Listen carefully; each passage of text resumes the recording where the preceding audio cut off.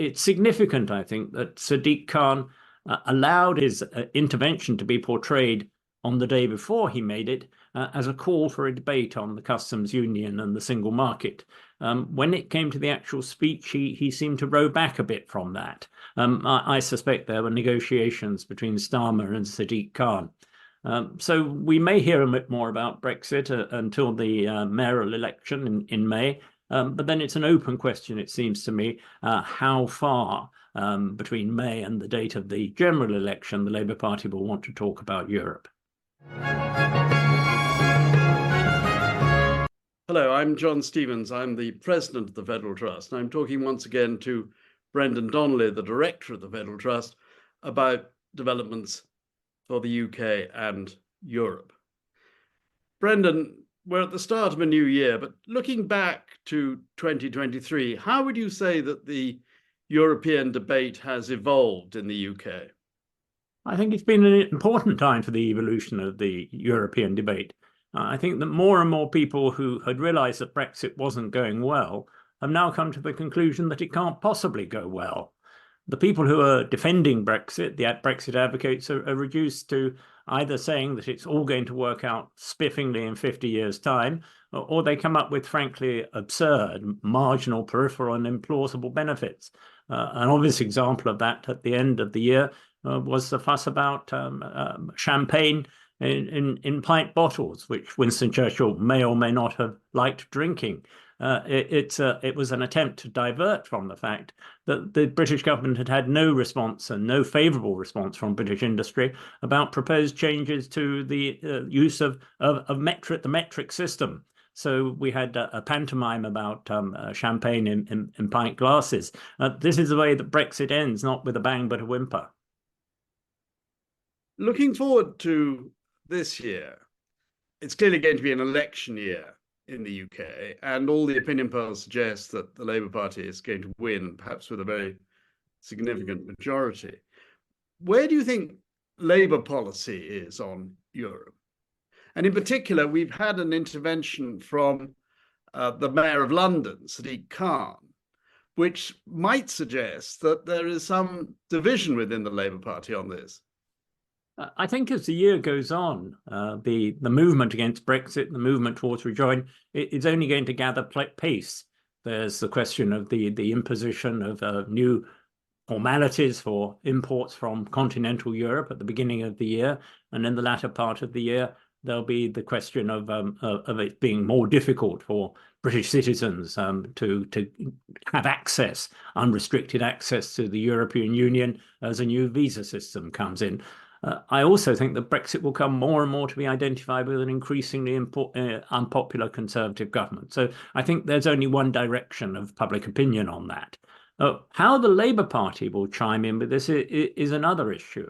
It was very important, it seems to me, that Sadiq Khan, as it were, broke ranks to the extent of pointing out just how little the political class are willing to talk about the damage of Brexit. He had some figures which have been criticised, but I don't think anyone is any doubt that there are economic downsides, real economic downsides now to Brexit. Keir Starmer has adopted a particular strategy, which is the hope that he'll be able to get through the general election without offending those people whom he regards as particular targets for his electoral seduction, that's to say people from the Red Wall. Of course, the Red Wall is quite different to London, and Sadiq Khan has got an election to win there. It's significant, I think, that Sadiq Khan allowed it to be his intervention to be portrayed on the day before he made it as a call for a debate on the customs union and the single market. When it came to the actual speech, he seemed to row back a bit from that. I suspect there were negotiations between Starmer and Sadiq Khan. So we may hear a bit more about Brexit until the mayoral election in May. But then it's an open question, it seems to me, how far between May and the date of the general election the Labour Party will want to talk about Europe. What was Khan really playing at in this gambit over Europe, floating it and then apparently pulling back, presumably under pressure from Starmer. I mean, he doesn't need to play the Brexit card, does he, to win the mayoralty election in London? I mean, his opinion poll lead is very substantial. So what is he actually on about? Well, I think you can't rule out that he genuinely feels strongly about this issue. And he may have sensed something which perhaps Starmer has been slow in sensing, that there's no harm now in the Labour Party being seen as being the party of Europe. Because with this background of changing opinion on Brexit and rejoin, I don't think there's anything like the possible risk that Starmer thought there was in being seen to be the party that wants to be much closer to Europe than is the case at the moment, than is allowed by the Trade and Cooperation Agreement. It has been suggested that Khan had two considerations in mind. One, his perhaps future ambitions for the leadership of the Labour Party, anticipating that over time, with a Labour government, the move towards a pro-European position will gather pace inside the Labour Party. And secondly, the problem of containing the Corbynista left, which is quite strong in London, but which, although Corbyn himself was distinctly not a pro-European, many of his admirers, younger members of the left of the Labour Party, are actually very pro-European. And I don't know what impact this might have on how we would view opinion on Europe evolving inside the Labour Party, particularly under a Labour government with a large majority. I think it depends on the result of the general election. I think that there are people within the Labour Party, very pro-European people, perhaps from the centre, even from the centre-left of the party, who are prepared to go along with Starmer's tepid view of Europe in order to get elected. And then they say the gloves will come off. We will put as much pressure as we possibly can on Starmer in order to get closer to the European Union. They're prepared, however, in order to make sure that Jeremy Corbyn is thoroughly purged from the history and annals of the Labour Party, to put up with what they regard as a distinctly suboptimal approach to Europe by Starmer. I think all parties have these slightly complicated cross currents on the European issue, and I think Labour is the victim of precisely these cross currents. There are two other elections going on this year, which might have an impact on the British general election. The first is the European parliamentary elections in the middle of this year, where there is a suggestion of a move towards the right across the European Union. How might this affect the UK political debate? It will not be as dramatic a shift to the right in any event as is foreseen gloatingly by some Eurosceptic critics. Proportional representation will ensure that there will be a brake placed on that move, if indeed it takes place, which I think it probably will. I'm sure that another irony of the Brexit tragicomedy which will unfold is to have people on the right of the Conservative Party wagging their head dolefully and saying, isn't it terrible the way that Europe is going back to the right? Aren't we lucky to be spared that horror? I don't think it will carry a great deal of conviction. I don't think people in this country are that interested in the long term in what's happening in the European Parliament. Well, you and I know they weren't interested when they had such illustrious MEPs as ourselves. If there are no British MEPs, I don't think it'll be really a front page issue. It's also a point worth making that the populist right will not form, or almost certainly not form, a single coherent bloc within the European Parliament. They will be very divided. Maloney, for instance, and her followers are very different indeed to Orban and his.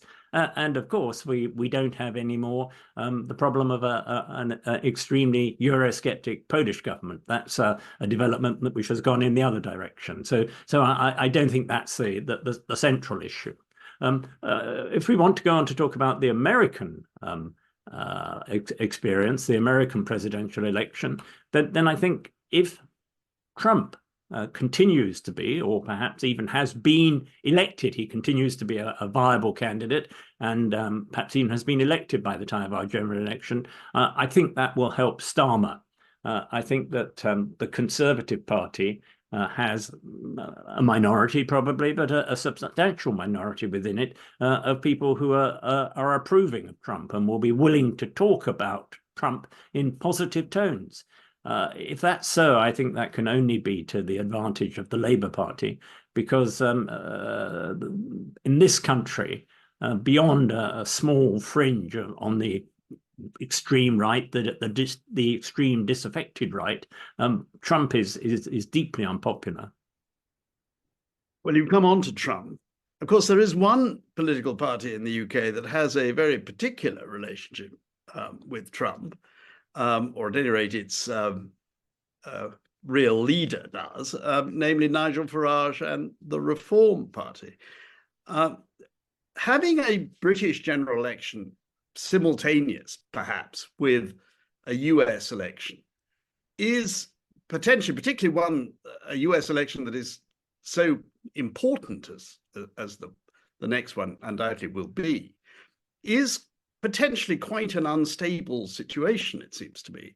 And the performance of Reform, possible performance of Reform, is beginning to attract some attention. There are opinion polls suggesting that they are on 10 or 11%. And if they were to have Nigel Farage leading them once more fully, they could do even better.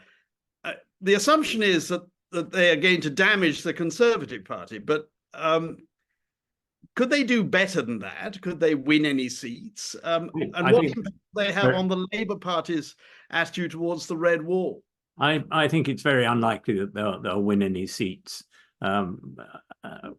Classically, minority parties like theirs go back in the polls and in the voting patterns on the day of the general election, because people either don't bother to vote, or they think there's no point, or they go back to traditional parties, or they have some particular desire to unseat or support a particular MP. So I don't think it's going to be significant in terms of seats. What I think will be significant for Reform will be its relationship with the Conservative Party after the general election. And I can well at that stage see a coming together, either an electoral alliance or perhaps a formal merger between Reform and the Conservative Party. That will mean that there will be some voters and members and even MPs from the Conservative Party from a more centrist one nation tradition who will leave the Conservative Party. It will be a fragmenting effect for the Conservative Party, but I think it's very likely to happen. I think the view that the Conservative Party somehow will draw the lesson from its likely very devastating defeat in the next general election, that it should be more centrist and more moderate. I don't think the Conservative Party is in a position to draw that conclusion, rational though it might be. One of the ways of analysing Britain's relationship with Europe, really from the start, I mean, going back before we joined the then EEC, was this question of, are we closer to the Europeans or are we closer to the Americans? And the desire to have, in a sense, both special relationships, to be mid-Atlantic. And one of the great hopes of the Brexiteers was, of course, a much closer relationship with the United States, in particular a free trade deal, which both Biden and Trump seem to indicate is really completely off the agenda. But nevertheless, a resurgent Trump will, I think, crystallize this issue once again in the British debate. And of course, it's not quite clear where the Labour Party might position itself between the US and Europe. I mean, after all, one of the launching elements of of the Brexit process was Tony Blair's decision to go with the Americans rather than with the Europeans over Iraq. I So can't how see do that you see all happening. that? I can't see that happening now. I think that Trump is by several orders of magnitude more unacceptable to British public opinion in general than Bush ever was, and certainly to the Labour Party. I also know that that Starmer and others, who in many ways are following in Blair's footsteps, have the traumatic lesson imprinted in their souls that the major calamitous era of the Blair era was precisely to support the Americans over Iraq. So I think that if Trump is president and Labour are in power, I think that is the end of any pretensions to a special relationship with the United States. It's a bit more complicated if Biden or another Democrat gets back into power, because I think in those circumstances that there might be a bit more of a temptation to fantasize about a continuing special relationship.